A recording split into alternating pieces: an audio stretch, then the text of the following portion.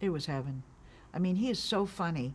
He must have sort of inhaled Jack Benny when Jack Benny was, at his heyday, because his timing was very much like that. He would even do that, every so often. And he loved being like Jack Benny, but not being Jack Benny.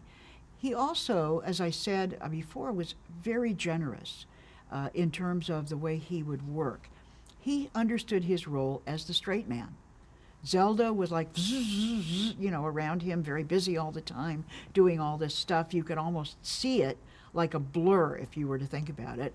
And Maynard was off in his own world, and he had all the good lines. He had all the good jokes and all the good shtick, frankly. Everything, between the iguana and the bongo drums and all the stuff he was doing. And Dwayne, I felt he was very comfortable and very generous in that role as kind of as a straight man. He never kept us waiting. He never, ever had a tantrum. He never, I mean, I can tell you one time in 4 years that we had a major disagreement. I'll tell you that story if you like.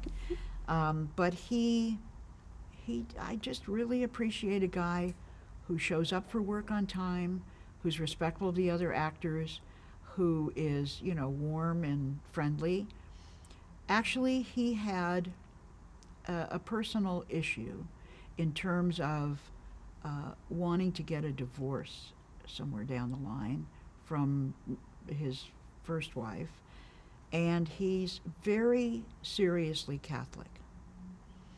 And knowing that I was raised Catholic and I'm a really smart person and I was a good friend, I remember one time I don't remember where we were, maybe he asked me to meet him somewhere, or maybe we were in his dressing room, wanted to talk to me about what I thought about it. Whether I thought, the church would go for it, or whether he should just, and how hard it was for him, because his faith was and probably is, so important to him. But it wasn't like that made a difference in the show or who he was or how he treated people. Simply was an aspect, I think, of his ethical approach, to everybody. In one of the shows, and I think it might have been the third year, where they were developing more this idea that they were in junior college and they were really old enough to marry, and that Zelda was thinking seriously about potentially marriage and their relationship. And there was one of those wacky shows, we did a lot of wacky shows, where Dwayne somehow was on a ship. He had gotten a free berth on a ship, and Maynard was with him.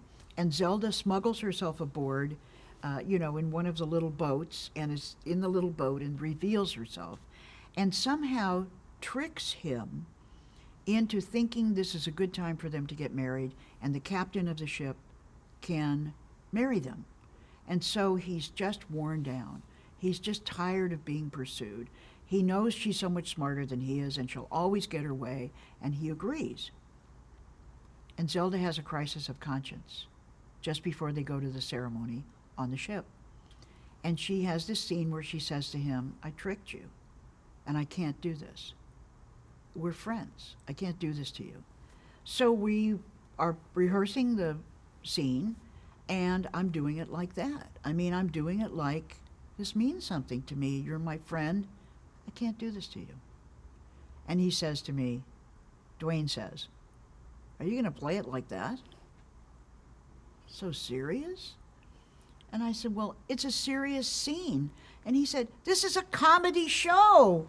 I said, things are only funny when you actually have a serious moment and then you alleviate it. And we had this big argument about drama and comedy and how to do the scene. And finally, for the first time in my life, I stomped off the set and I went to my dressing room. And I was livid because I was right. That scene should be played very straight. Probably 15 minutes later, there's a knock on my door. I open the door and it's Dwayne with a dozen red roses, which he had to send someone out for instantly because they don't grow on the set. I'm sorry, you're right, let's do it your way. I mean, neither of us could just bear to even have 15 minutes when we weren't being great friends. And I so appreciated that.